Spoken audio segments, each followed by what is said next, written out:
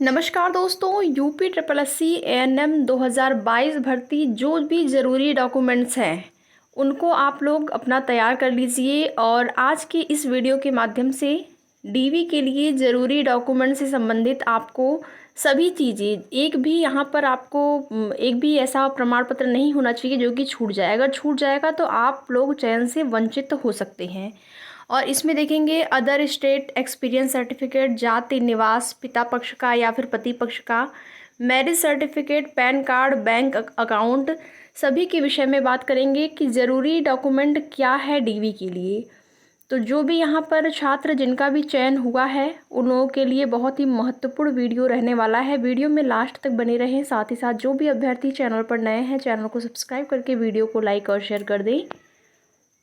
तो सबसे पहले यहाँ पर मैरिज सर्टिफिकेट का ही बात कर लेते हैं। तो मैरिज सर्टिफिकेट कहीं पर भी आपका जो नोटिफिकेशन है UP triple S C ANM का जो एग्ज़ाम हुआ था, कहीं पर भी मैरिज सर्टिफिकेट के बारे में नहीं कहा गया है कि मैरिज सर्टिफिकेट चाहिए।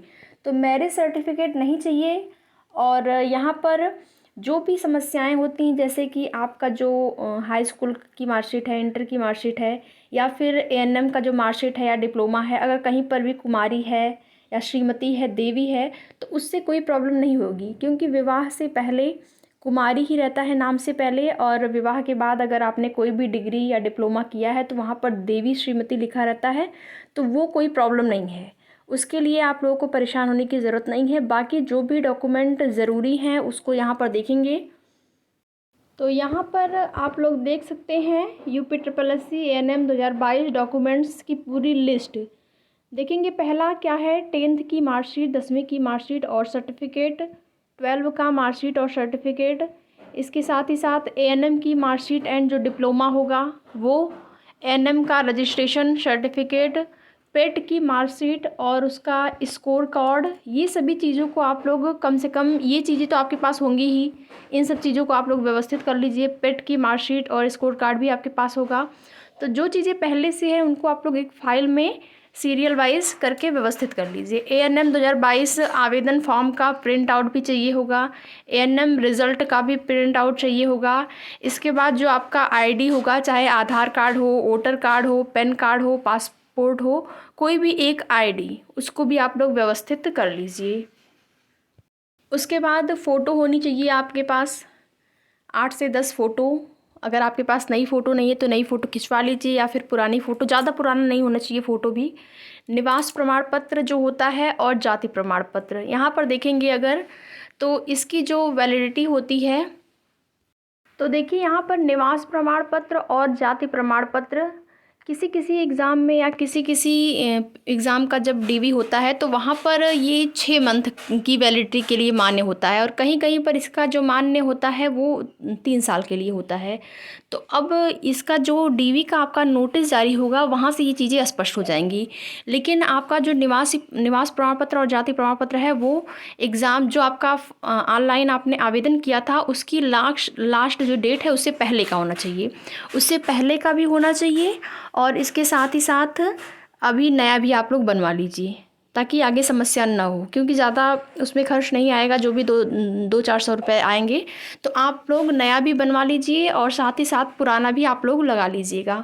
और जाति प्रमाण पत्र, अगर सेम कास्ट में आपकी शादी हुई है, कास्ट सेम है, तो वहाँ पर पति पक्ष का चल जाएगा। लेकिन अगर अदर कास्ट में आपने विवाह किया है तो वहाँ पर जो आपका जाति प्रमाण पत्र है वो पिता पक्ष का ही मान्य होगा। इस बात का आप लोग ध्यान रखिएगा कि अगर सेम कास्ट में शादी हुई है तो पति पक्ष का, और अगर अदर कास्ट में आपका विवाह हुआ है तो वहाँ पर आपको पिता पक्ष का जाति प्रमाण पत्र लगाना होगा।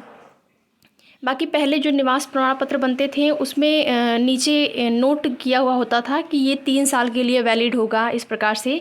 अब तो नहीं लिख कर आ रहा है, लेकिन आपका जो निवास प्रमाण पत्र, जाति प्रमाण पत्र है, पुराना है तब भी चल जाएगा, केवल उसको वेरीफाई हो जाना चाहिए। अगर वेरीफाई नहीं होगा तो वो मान्य नहीं होगा, ठीक है।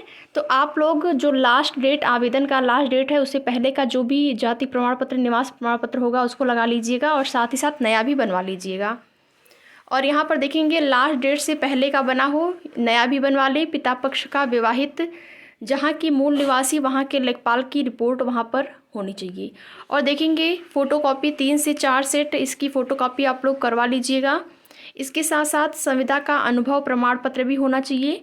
और संविदा में बहुत सारे यहाँ पर अभ्यर्थी ने ये किया है कि अगर उनका 2.5 साल का एक्सपीरियंस है तो उन्होंने 3 साल कर दिया है, तो ऐसा नहीं होता है।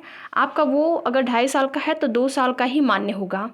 उसके लिए अगर आपने 3 साल कर दिया है तो उसके लिए आपको एक नोटरी हलफनामा देना होगा। और अगर आप नहीं चूँकि ये कहीं पर वहाँ आपका जो नोटिफिकेशन है, नोटिफिकेशन में लिखा नहीं है, लेकिन छोटी से छोटी गलती के लिए नोटरी बनवाना पड़ता है, तो आप लोग बनवा लेंगे तो अच्छा होगा। इसके लिए अगर संविदा के अनुभव प्रमाण पत्र में कोई गलती है, जैसे आपने अगर 2.5 साल का एक्सपीरियंस है, आपने 3 साल कर दिया है, तो 2 साल के एक्सपीरियंस का ही आपको यहाँ पर वेटेज मिलेगा और साथ ही साथ आपको नोटरी भी बनवाना होगा। ठीक है।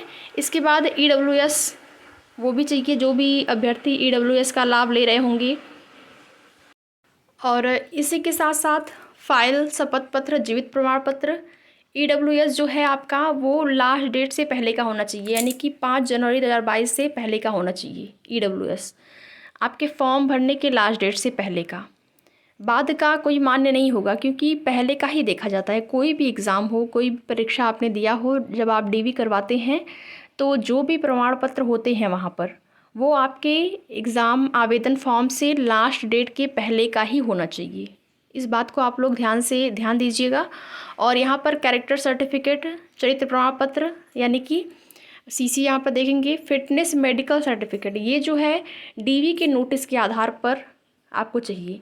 तो DV का जो नोटिस आएगा, उस नोटिस में अगर वहाँ पर CC लगाने के लिए, फिटनेस मेडिकल सर्टिफिकेट देने के लिए बोलेगा, तभी आप लोग बनवा लीजिएगा DV के नोटिस के आधार पर। ठीक है। इसके बाद ये मैंने आपको प्रारंभ में ही बताया था, कुमारी, श्रीमती, देवी अगर है तो इससे कोई प्रॉब्लम नहीं है। विवाह के पहले कुमारी लिखा जाता है, विवाह के बाद देवी या श्रीमती रहता है, तो उससे कोई प्रॉब्लम नहीं होगी आपको। और मैरिज सर्टिफिकेट नहीं चाहिए यहाँ पर। अगर DV नोटिस के आधार पर वहाँ पर मांगता है मैरिज सर्टिफिकेट, तब चाहिए। और अगर विवाहित नहीं है, अविवाहित हैं, तो सारे जो भी डॉक्यूमेंट होंगे वो पिता पक्ष के ही लगेंगे। ये तो आप सभी को पता ही होगा। तो ये रही पूरी लिस्ट UPSSC ANM भर्ती की। जो भी चीज़ें मैंने बताई है वीडियो के माध्यम से, आप अभी अपना सब कुछ व्यवस्थित कर लीजिए। अगर आपके यहाँ पर अंक कम भी हैं, जैसे कि जो भी कट ऑफ बताया जा रहा है 50 के आसपास या 45 के आसपास, तो अगर आपका कम भी है, आपका यहाँ पर DV के लिए सिलेक्शन हुआ है, चयन हुआ है, तो आप लोग को हताश निराश होने की ज़रूरत नहीं है। आप लोग व्यवस्थित कर लीजिए पहले से। और इसके साथ ही साथ यहाँ पर अगर पैन कार्ड और बैंक अकाउंट की बात करें तो ये DV के बाद चाहिए, अभी नहीं चाहिए।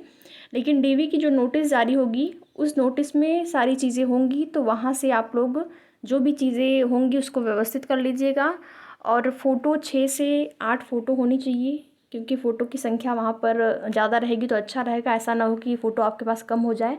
तो 8 से 10 फ़ोटो आप लोग पहले ही रख लीजिएगा अपने साथ। और जो भी डॉक्यूमेंट हैं उनके 3-4 कॉपी भी होनी चाहिए। वहाँ पर जमा भी करवाते हैं, 2 कॉपी जमा करवाएंगे। तो आप लोग ये सब चीज़ें व्यवस्थित कर लीजिए। तो आगे की अगर कोई भी नोटिस या कोई भी ऑफिशियल न्यूज़ आती है आपकी भर्ती संबंधित, तो उसकी सूचना हमारे चैनल के माध्यम से आप सभी को दे दी जाएगी। वीडियो को लाइक, शेयर और साथ ही साथ अगर चैनल पर नए हैं तो चैनल को सब्सक्राइब जरूर कर लें। धन्यवाद।